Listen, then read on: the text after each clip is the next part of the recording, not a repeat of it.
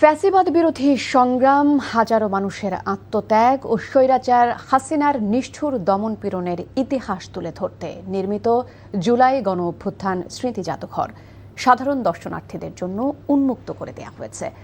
পরিদর্শনকে সুশৃঙ্খল করতে নির্ধারিত সময়ভিত্তিক প্রবেশের ব্যবস্থা চালু করেছে কর্তৃপক্ষ। বিস্তারিত জানাচ্ছেন আপেল শাহরিয়ার। জুলাই স্মৃতি জাদুঘরে ছোট ছেলেকে নিয়ে নারায়ণগঞ্জ থেকে এসেছেন মোহাম্মদ হাসান।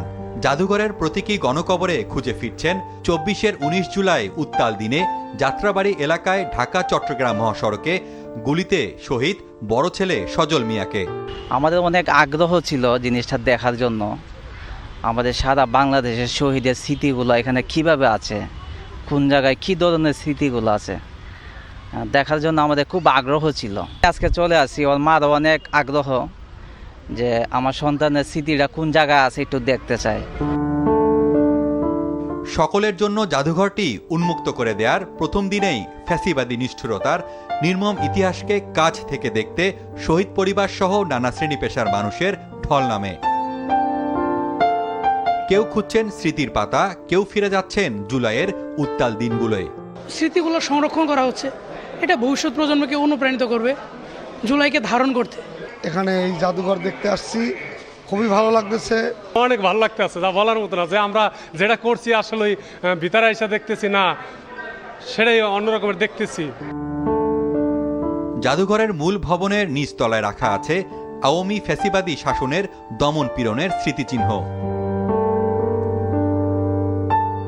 শাপলা চত্বরের গণহত্যার ইতিহাসও তুলে ধরা হয়েছে এখানে।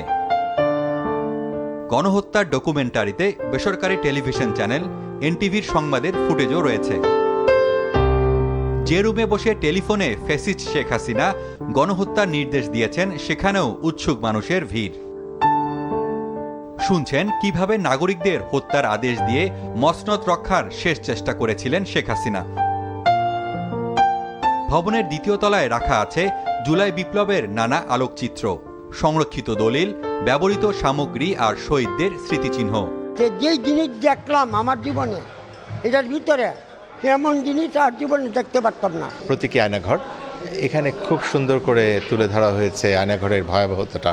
ছেলেকে দেখাচ্ছি যে স্বাধীনভাবে কিভাবে বাঁচতে হবে।